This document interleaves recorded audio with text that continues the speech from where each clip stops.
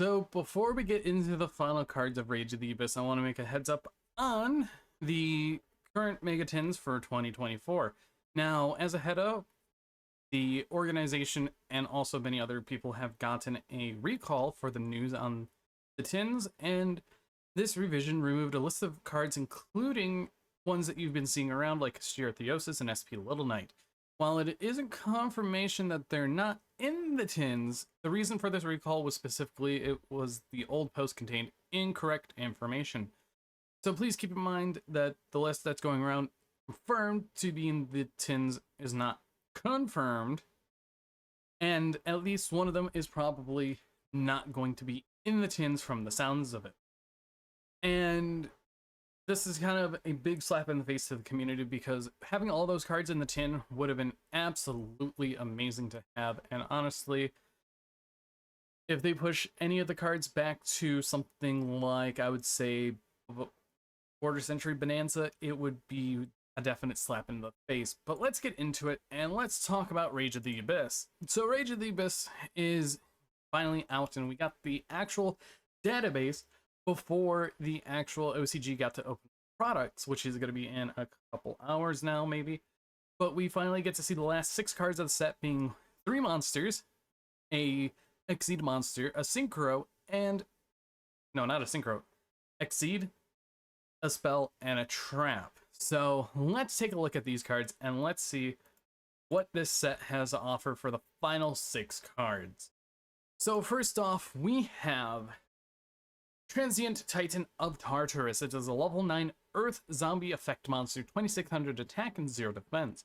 You can only use either the first or second effect of this card's name once per turn. The first effect is, if this card is sent from the deck to the graveyard, send as many cards you control as possible to the graveyard, and if you do, special summon this card, then send cards your opponent controls to the graveyard up to the number of cards sent to your graveyard by this effect. Neither player can activate monster effects in response to this card's activation. If this card is sent to the graveyard, except from the deck, you can send 1 card from your hand to the graveyard, send 1 card on the field to the graveyard. So, first effect is a mandatory trigger. So if it gets sent off of like a Tearlament, you wipe your whole board off, summon it out, and then wipe your opponent's board away.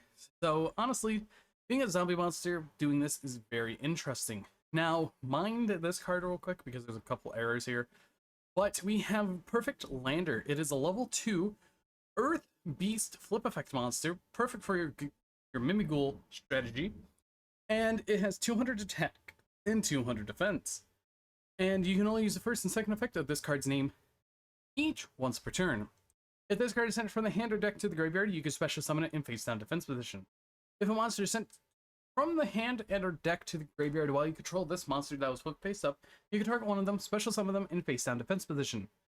And this is a very interesting card because you can manage to get some of your flip effect monsters that you need onto your field while you can give your opponent the Mimighoul ones. So it's a little interesting tech that you can have, but overall, it's very interesting. Next up, we have Newbie. It's a light level 2 insect effect monster, and if you guys remember Wannabe, this card is pretty much, you're going to be searching Wannabe. 0/0 attack, and you can only special summon with the first effect of this card name once per turn, and you can only use the second effect once per turn. If you have a monster with 0 attack and defense in your graveyard, you can special summon this card from your hand. So literally, you could run in a U-Bell if you wanted to. If this card is special summoned from the hand, you can apply these effects in sequence. Add 1 light insect monster from your graveyard to your hand, except Newbie, and place 1 trap from your graveyard or banishment on the top or the bottom of your deck. So realistically, you're going to be wanting to search out Wannabe, and if you guys don't remember what Wannabe is, it is an interesting but old card that I believe a few people ran back into the day, but Wannabe is realistically a interesting card because during the end phase, you can send this card from the hand or field to the graveyard, excavate cards from the top of your deck equal to the number of your opponent's unused spell trap card zone, and you can set 1 excavated trap to your field, but send it to the graveyard during the next end phase. Also place the rest on the bottom of the deck in any order. So this is the main card that you want to be searching off of Newbie, which is realistically what they want you to do. Next up, we have Rubisaphoris, the Jewel of Maxim Moas. is a rank 9 Earth Rock Exceed effect monster, 2700 attack and 1600 defense, and it takes 2+ level 9 monsters. Already thinking VW and Generator. And it gains these effects based on the attributes among its materials, so it's definitely Generator. Fire. When this card declares an attack on a monster with a higher attack, you can make this card's attack become double the original double until the end of the damage step. So you're going up to 5400 or whatever it is right now. And then once per opponent's turn, quick effect, you can target one card you control, negate any card or effect your opponent activates this turn that targets that card.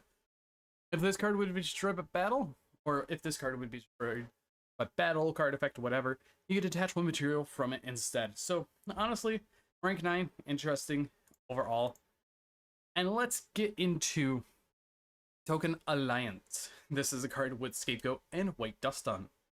It is a continuous spell card, and you can only use the first effect of this card's name each once per turn. You contribute any number of tokens, then target one monster you control with 0 attack. It gains 1000 attack for each token contributed until the end of this turn. Also, it can make attacks on monsters during each battle phase this turn up to the number of attributed tokens. So if you run this in something like King of the Skull or Skull Servants, and you use Scapegoat to summon 4 tokens, normal summon out a king with 0 attack, you tribute those 4, you bump it up to 4,000 right there, 4 attacks, and I think whatever else gets sent to the graveyard gets boosted by another 1,000. Oh, so that's going to be a little scary. And then finally, we have Fireworks Celebration. Now, this is the first card in the Celebration Trap series. This does not... It's very interesting, to say the least. So, it's a continuous trap card, and activate this card by placing 5 Celebration counters on it.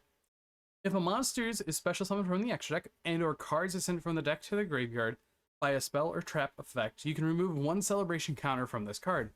Then, if there are no Celebration counters on this card, destroy it, and if you do, gain 4,000 life points. Then you can set 1 Celebration trap from your deck or graveyard. Then, if you have 1 or less cards in your deck, you win the duel. Now, it's very interesting of a card that can win via a interesting way. Well, I could definitely see this being ran in something like Tearlament, maybe, because your Tearlament Scream can mill cards, and you probably could run other cards that can mill. So it's really easy to get this entire requirement out of the way and set and done. But I hope you guys did enjoy this little what's left of Rage of the Abyss, and it feels sad that the Megaton had a product release recall. But anyways, I've been Bolt Spider. See you guys in the next video, and goodbye.